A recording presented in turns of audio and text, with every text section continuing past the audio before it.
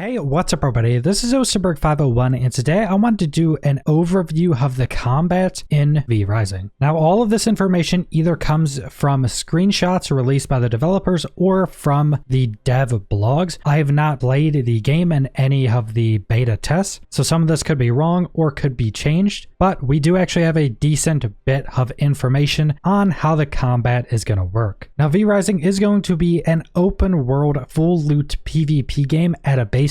They are going to have PvE servers, but I'm going to be talking about the combat in terms of it being a full loot PvP game where you would be fighting against players or any of the various creatures or human enemies that you will also be facing in the open world. And V Rising will be having a top-down camera point of view that is slightly tilted, but unlike a lot of other top-down games, you're able to turn the camera a full 360 degrees. So you can very much use that to your advantage to gain a lot more information of your surroundings than a lot of other top-down games would allow you. And the developers who are making V Rising also made Battle Right, so if you ever played that game, you will be more familiar with their combat because this is an updated version of that combat system. But also if you've played any other top-down MOBA games, League of Legends, Dota, you'll probably be somewhat similar with this style of combat. So most of your attacks and abilities are going to be skill shot based that you are going to have to aim. And also something they're doing different than a lot of other top-down games is it is not point to click. It's using WASD movement. And they kind of compared this to an FPS where you're going to be using WASD movement to move around like you would in an FPS. And you also have to aim your abilities, and most of them are going to be skill shots. So it's going to give a bit more of an FPS skill-based feeling and probably a bit less of something like a Diablo game. And we can actually glean quite a bit of information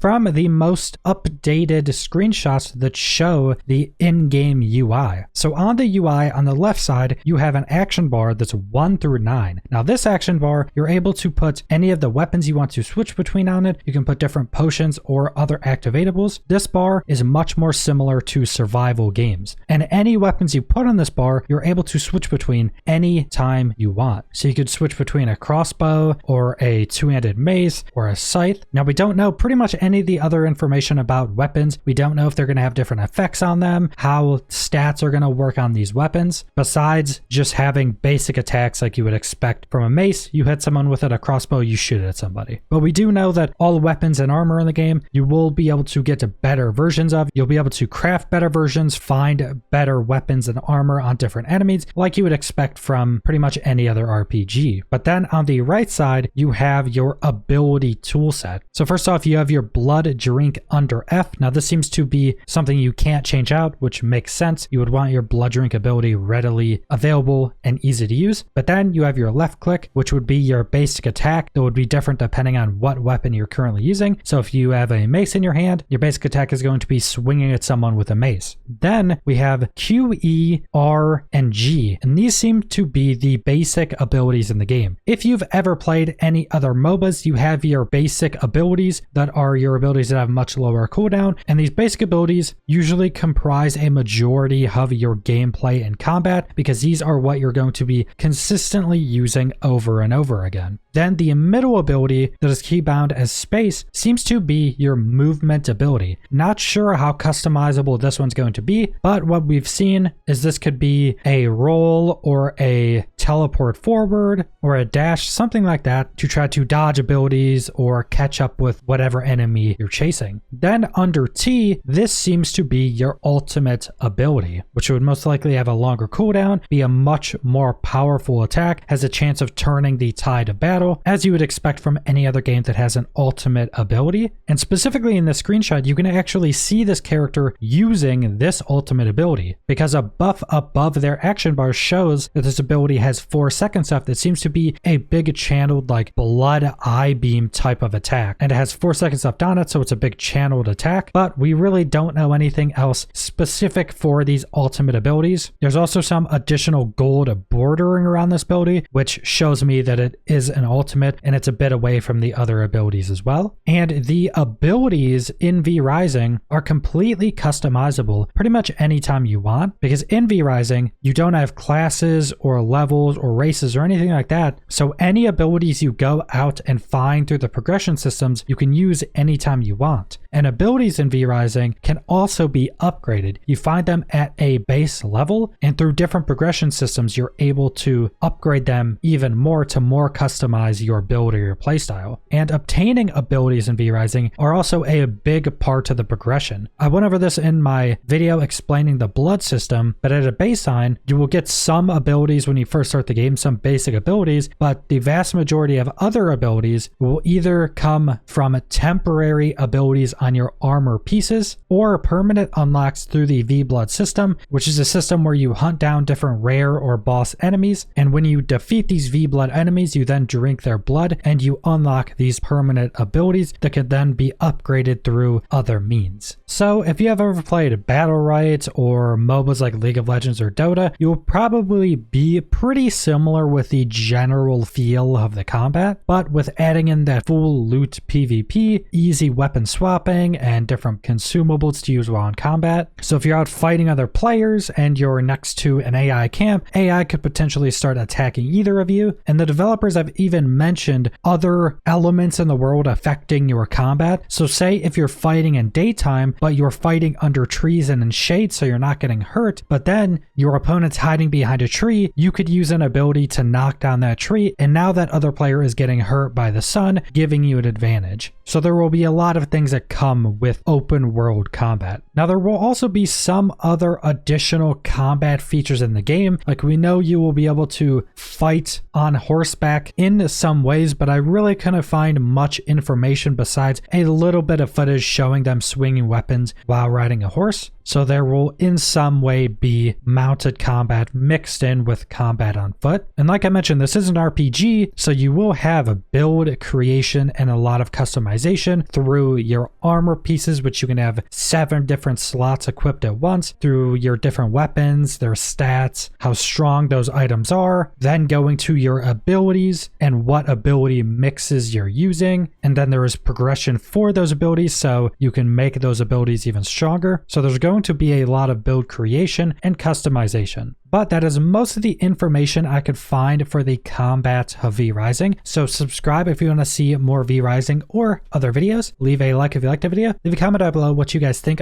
about the information we have for combat in V Rising. And thanks for watching.